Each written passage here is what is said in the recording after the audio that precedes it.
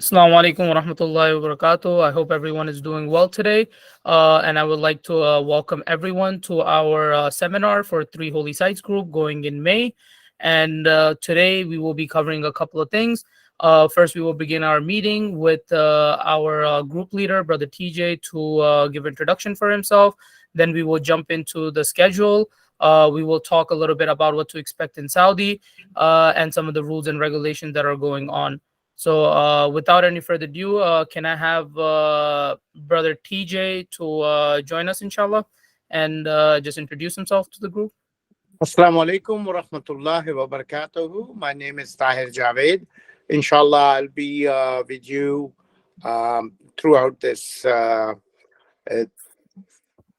journey in all three holy places. And inshallah, I see you all on the 20th at the JFK Airport at Terminal 1 by 10 a.m. Inshallah, between 10 and 10:30 a.m. Inshallah. All right, Jazakallah khair. And Brother TJ, if you can just come on camera just to show yourself so people can recognize you at the airport, inshallah. I am on the camera as far as I know. Can you see me? Not a problem. So I'm gonna go ahead and start jumping into the schedule for our trip. And as needed, I will request Brother TJ to jump in to cover a few things on the Masjid Al-Aqsa and the Jerusalem side. So as he mentioned, you will be departing on the 24th from JFK International Airport. Please meet us there at 10 a.m. Usually we arrive to the airport between 9:45 to 10:15, inshallah. Please check in with us. We would like to give you one of our bags so it's easier for you during your umrah and the rest of the journey. You can throw in a water bottle or anything you may need. And then you will go ahead and proceed to check in. And from there, inshallah, you will go ahead and connect again with Brother TJ when you lay over in Riyadh Airport. When you arrive in Riyadh, you will go ahead and regroup with Brother TJ, and then you will take your flight to Amman. From there, I would like Brother TJ to take over for the schedule on the 26th to talk about the plan for that day. Yes, inshallah. We will be once we land at the Amman. We will be giving, one by one. The immigration officer will be collect our passports. We will go downstairs with the custom hall. We will collect our luggages. Meanwhile, they will stamp our passports, the visas.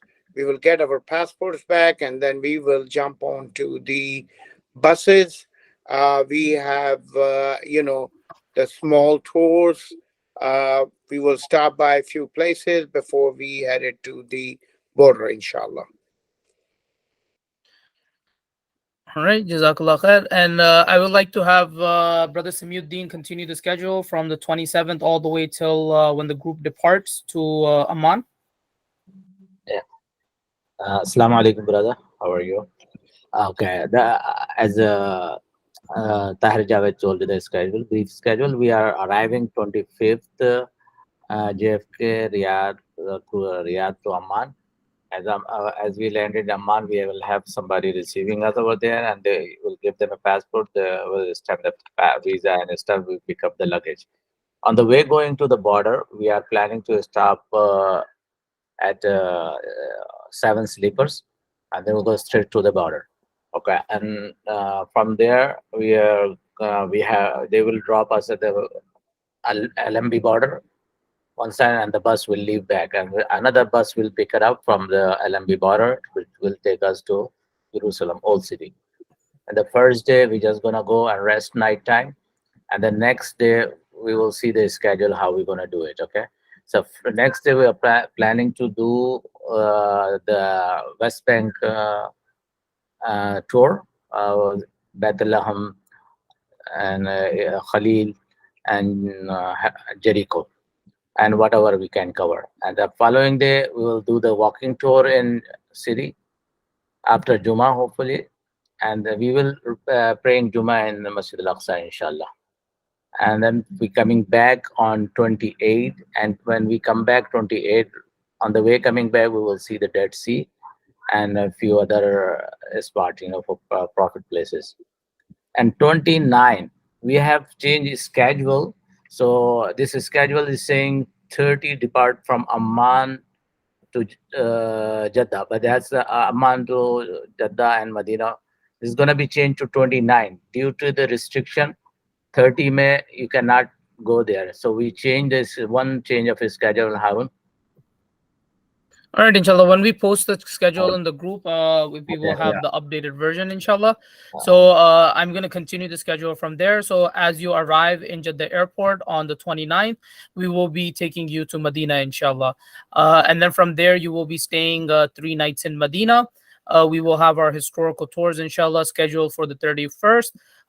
And on the 1st, you will be moving to Makkah. When you arrive in Makkah, inshallah, you will go ahead and perform your umrah, whether you choose to do it on your own or you may choose to do it with the group, inshallah. And then the following day, you have your Friday prayer. So on the 2nd, you will be performing your Friday prayer. 3rd is an open day on the Saudi side. And on the 4th, you have your Makkah historical tours, inshallah. And then on the 5th, you will be coming back to JFK. So you will be flying from Jeddah out back to JFK, arriving the same day. So while we're still on the Saudi schedule, I would like to, I know a few people were mentioning Nuzuk before we even started the meeting. So I do want to cover that portion of the trip a little bit. So the permits for the Roda Riyazul Jannah for Medina are not open yet. I'm expecting them to open coming the following Friday, inshallah. So they are open till the 27th right now. They are not open for the dates this group is traveling in. So when they do open, please grab a permit for anything you can find for the 30 or the 31st, anytime. So the morning hours are usually not available for men or for women. The men timings are from after Zohar all the way till Isha, and then after 12:30 at night, so after midnight till Fajr time. So anytime that works with you on the 30th or the 31st, please grab that timing.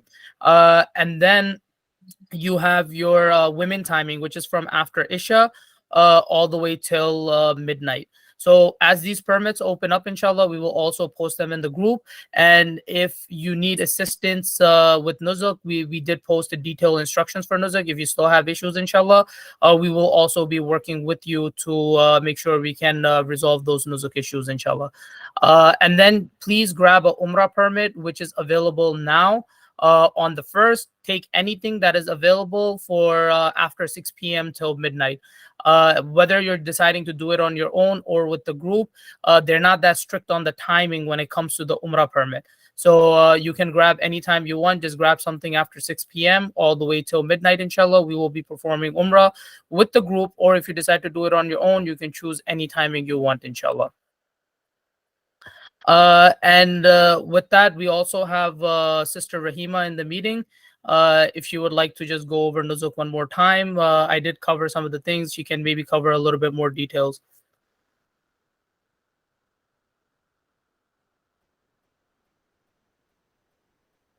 Just give me 1 sec. Yeah, go ahead, Sister Rahima. Yeah, so we're talking about the Nusuk app, which is the app that you need in order to register for your appointment, both to perform the Umrah and to visit the Roda in Medina. So this app is available both on the App Store and Google Play Store. It does require an internet connection. So there are a couple of ways that you can make sure you have an internet connection while you're abroad. The first way is to call up your carrier, your local carrier, and to speak to them and make sure that you have data roaming, either part of your plan or something that you can get added on for an extra fee. So you can do that from here, and you can actually do that today. Another thing that you might want to consider is getting a local SIM, although since you'll be going to multiple places, that can, you can just have it for when you're in Saudi Arabia so that you're connected and you're able to use the app while you're there. People usually ask, can you make the hotel Wi-Fi work? And so long as you're in the hotel, yes, the Wi-Fi works great and you can use the app on the Wi-Fi. But as you leave the hotel and you go towards the mosque, towards the haram, you will lose that connection and it's possible you might get signed out. So in order to get signed back in, you'd have to go back to the hotel and use the hotel Wi-Fi. So using the hotel Wi-Fi would be at your discretion, but highly recommended to have an internet connection either through data roaming or through a local SIM. Now, as far as signing up for the app and making appointments goes, I actually shared 2 articles or 2 pieces of media in our group chat. One is a step-by-step guide and the other is a video tutorial, both of which showing how you can sign up. The main information that you're going to need is information that you already have, like your passport number, your visa number, and then some personal information like your date of birth, etc. You also will need a unique phone number and a unique email address. So when I say unique, that just means that the email address that you use for your account, you won't be able to use for another family member's account. So for example, if you have children traveling with you or another family member traveling with you, you each need to use your own email addresses. Similarly, you need to use your own phone numbers, right? 2 people cannot make an account on the same phone number. In fact, if you make an account on one phone number and then you try to make a second on the same phone number, it just won't allow you to do it. It'll say to use a new phone number because that phone number is already being used with that account. That being said, it's not a phone number that you need access to because they're not, sending any sort of one-time code to that phone number. They are, however, sending a one-time code to your email address. So you want to make sure that whichever email address you are signing your Nusuk account up on is an email that you have constant access to. So not like something where, it's so full you can't get new messages or you've forgotten the password to, or you just don't have access to. I would definitely say do not use an email like that. Use an email that, you're signed in on your phone right now, or you check it constantly, you check it daily, for example, something that you can use because you will, when you try to log in, it will say we set a one-time code to your one-time password to your email address, whichever one you signed up with. So you have to go into your email address, retrieve the email from Nusuk, and you plug in that 4-digit PIN. So you want to make sure that the email address is something that you have access to all the time. The phone number is not like that. They're not calling or texting that phone number. So it could be like, for example, if you have multiple people in your family going, someone doesn't have a phone number, maybe it's, your child doesn't have a phone number, you could use a different family member's phone number, and that should be just fine because, again, you don't need access to the phone number. You're not getting a PIN on that. Now, once your account is made, making a permit is pretty simple. The only thing that I would suggest is making sure that you're paying attention to the timings. So the timings are in 24-hour format. So this happens all the time where somebody has, a 2 p.m. Or rather, a 2 p.m. appointment, but because it's coded as 1400, they get a little confused. So, if it says 2, that's 2 a.m. If it says 14, that's 2 p.m., right?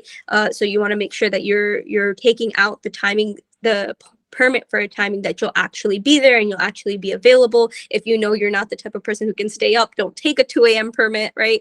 Because unfortunately in Medina, once you miss the permit or once your permit time has expired and gone, you will not be able to make another permit for another 45 days. So obviously our trip is much shorter than that. So you want to make sure that you make your appointment at a time that you will actually be able to be there. So obviously look at the calendar that will be shared in the group chat as well. That's up on the screen right now. Make sure your timings are in accordance with that and also in accordance with your own scheduling and how you prefer, to sleep and eat and your own personal activities, and as well as making sure that you're actually early to the line. So when you guys get there, you'll have some sort of guidance as to where exactly you need to go in Medina to access the Roda. So you want to make sure that you're a little bit early, I would suggest about being about half an hour early. So that gives you more than enough time for you to stand in line and get your permit scanned and go from there.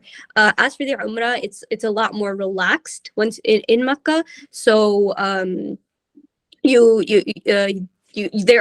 a specific gate that you need to go to get to get in for Umrah, but a lot of the times they're not checking the permits, or even if you missed one permit, you can take out another one. So it's not as crucial as it is in Medina, but I would highly suggest for both to take it out for a time that that you're going to be going in.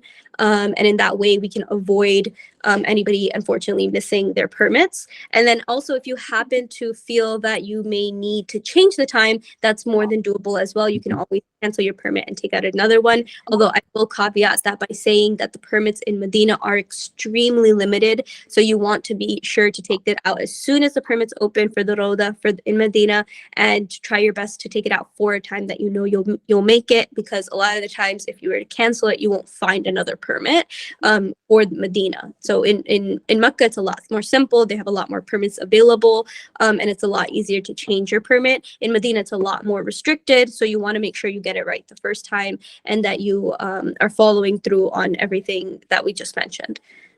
Brother Howard, any of those a few more things that you wanted to mention? Yeah, Jazakallah khair, Sister Rima. So we are not expecting the permits to be as aggressive as they were in the past, because in these days, this is end of the season for Umrah. So I don't think it's going to be too many issues, inshallah, but we still want to grab the permit so we know that we are secure. I am expecting the permits to be available after the group has already flied out from New York. So please have the apps activated and good to go before you leave from here. For anyone that is taking on arrival visas, is a little bit different, but for anyone who has their visas already, please have Nusuk activated and good to go. This way you're not going through any issues once you arrive there. I'm expecting, inshallah, when you guys arrive in Amman, you will be able to, inshallah, take out your permits either on Friday or, inshallah, before that, hopefully on Thursday. One last thing I wanted to mention before we open up the Q&A is when you depart on the 5th, in the past, we were able to purchase Zamzam and just distribute it to everyone. We are not able to do that anymore. Individually, people need to go show their Nusuk app that they have done Umrah on it. You show your expired permit, and they give you the Zamzam. They sell it for about 8.5 riyals. So just keep that in mind, inshallah. So once we get to the airport for the departure, you will need to have your Nusuk app handy then as well too. They're not checking it as much, but they are requiring individuals to go get the Zamzam. They don't give it to us as a group anymore. In our last group, they did allow them to take Zamzam, so to purchase it, they showed their Nusuk app, they showed their Umrah appointment, and after that they were able to buy a Zamzam, and then they were able to check it in, alhamdulillah. So just that update. I do want to open this up for Q&A. So if anyone has a question